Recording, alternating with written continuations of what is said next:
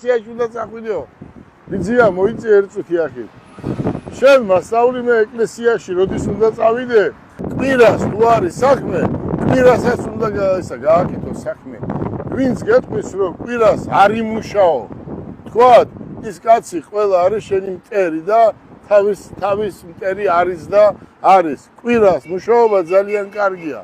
და როცა გაქვს ჯიბეში ფული, წადი ორშაბათს და სამშაბათს იქები, ისა დათო რა მნიშვნელობა? არანაირ. ახლა ჩვენ ყოველ დღე მოვყავს ამდენი ავტომობილები, ხო? ჩანგან Unicate ვაჩვენოთ. აი უყურეთ ახლა. ეს ავტომობილი ჩანგანი შეხედე რა პირებია. ეს უკვე თითქმის ძალიან ბევრი არის შეკვეთილი, ხო? დიახ. და ამ ავტომობილს ჩვენ უკვე ხვალიდან დავიწყებთ ამ ავტომობილების გაყიდვას.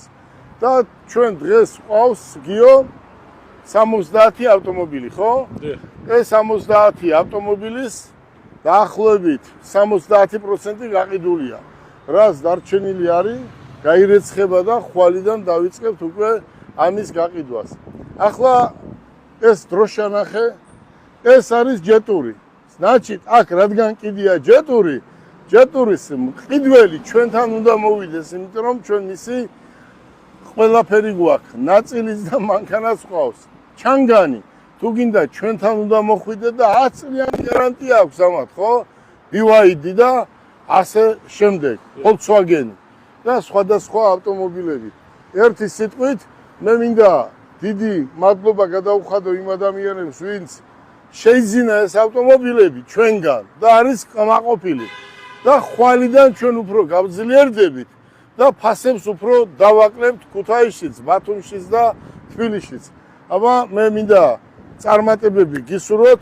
ლუკა, ვინც შენ გუშინ დაგიმესიჯა, ყველას დიდი მადლობა მინდა გადავუხადო და ხვალ 5 საათზე მაგარი შეჯიბრი იქნება. შენს მასწავლებელს უნდა გაასწრო რეიტინგით. ხოლო დირექტორი იქნება როგორ იტყვიან სუდია როგორ არის? საჯი იქნება დირექტორი. ბიჭებო, კიდევ ერთჯერ მინდა გავიმეორო. აი ყოველთვის ესეთი ახალგაზრდები იდგნენ ჩემს გვერდზე. ესენი რატო ავარჩიე? რატო მუშაობენ ამდენი ხანია? იმიტომ რომ დათოც რომ მოვიდა, ესე იყო თავის გემოზე უნდოდა.